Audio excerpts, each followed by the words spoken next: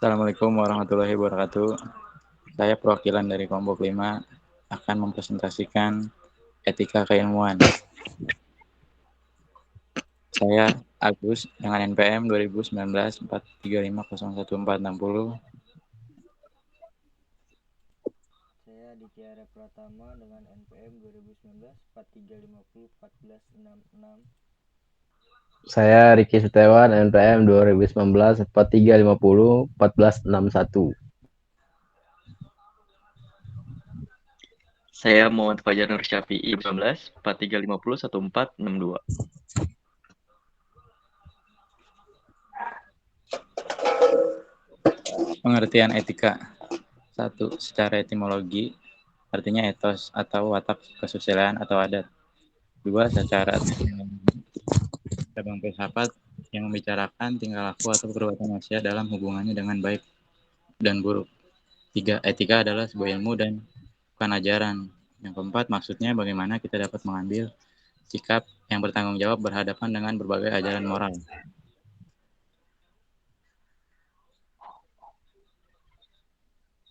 Etika dibagi menjadi, yang pertama ada etika deskriptif, melukiskan, menggambarkan, menceritakan apa adanya, tidak memberikan penilaian. Contohnya di negara Costa Rica, pada saat sedang maka kedua tangan harus ada di atas meja. 2. Etika normatif, sudah memberikan penilaian yang baik dan yang buruk, yang harus dikerjakan dan yang tidak. Etika umum membicarakan nilai, motivasi perbuatan, suara hati. Etika khusus, etika pergaulan dalam pekerjaan, contohnya menolak tindakan penyalahgunaan terhadap narkoba, menolak korupsi, karena merugikan yang lain.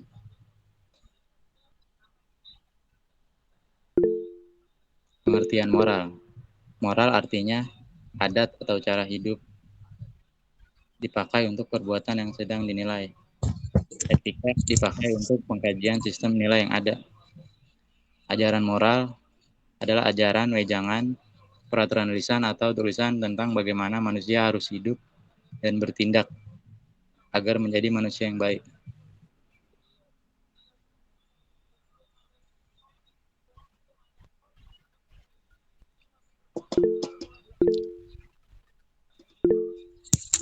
Hubungan etika dan ilmu pengetahuan. Etika memberikan batasan maupun standar yang mengatur pergaulan manusia di dalam kelompok sosialnya.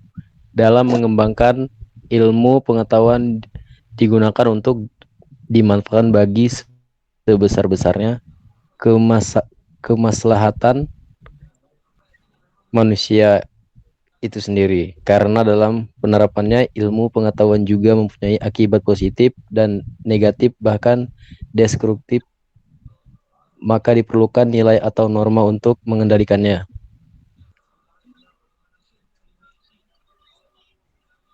Penerapan ilmu pengetahuan dan teknologi membutuhkan dimensi etis sebagai pertimbangan dan kadang-kadang mempunyai pengaruh pada proses perkembangan lebih lanjut. Tanggung jawab etis merupakan sesuatu yang menyangkut kegiatan maupun pengguna ilmu pengetahuan dan teknologi ilmuwan. Dalam mengembangkan ilmu pengetahuan dan teknologi harus memperhatikan kodrat manusia,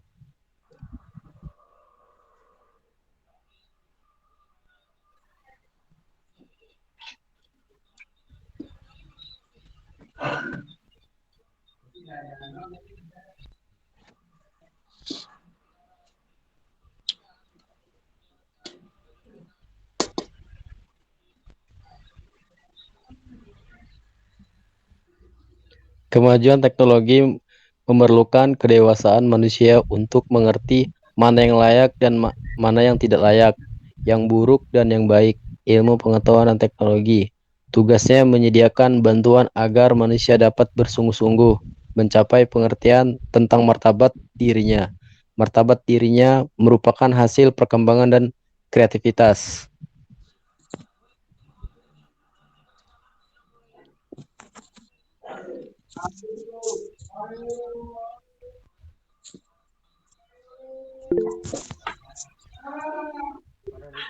Paradigma ilmu bebas nilai.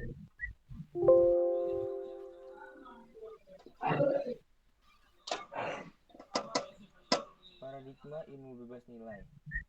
Bebas nilai berarti semua kegiatan terkait dengan penyelidikan ilmiah harus disadarkan pada hakikat ilmu itu sendiri dan bersifat otonom atau berdiri sendiri.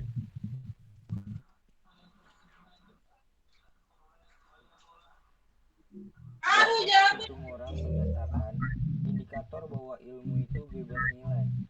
Artinya bebas dari pengaruh eksternal faktor politis, ideologi, agama, budaya, perlunya kebebasan usaha ilmiah agar otonomi ilmu pengetahuan terjamin, penelitian ilmiah tidak luput dari pertimbangan etis yang sering dituding menghambat kemajuan ilmu.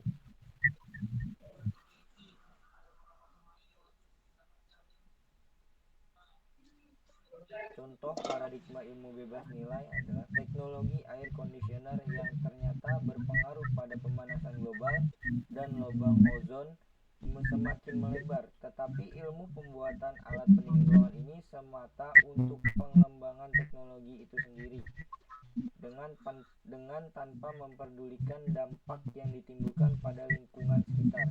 Dalam ilmu bebas, nilai tujuan dari ilmu itu untuk ilmu.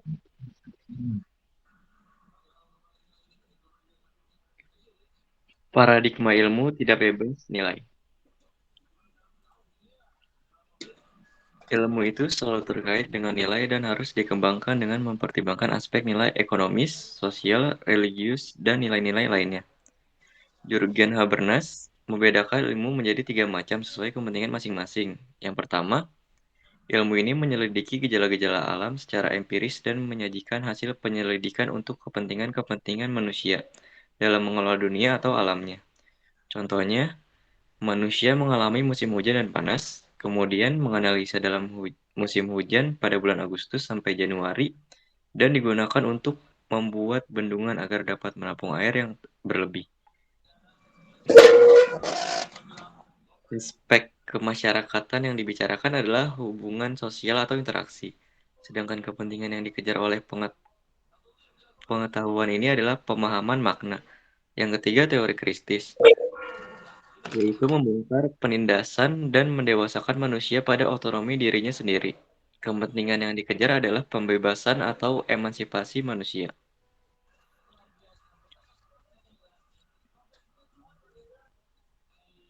Sikap ilmiah dan tanggung jawab ilmuwan.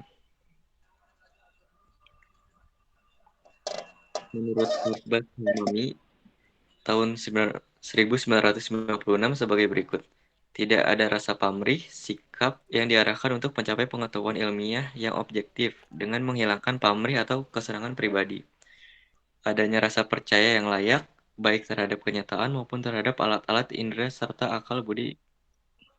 Bersikap selektif yang bertujuan agar para ilmuwan mampu mengadakan penelitian terhadap beragam hal yang dihadapi. Sikap yang mendasar pada suatu kepercayaan dan dengan merasa pasti bahwa setiap pendapat atau teori terdahulu telah mencapai kepastian. Kesimpulannya, dalam pengembangan ilmu pengetahuan, para ilmuwan harus memperhatikan dan menjaga martabat manusia dan kelestarian lingkungan. Juga diperlukan kedewasaan sesungguhnya dari manusia untuk menentukan mana yang baik dan buruk bagi kehidupannya.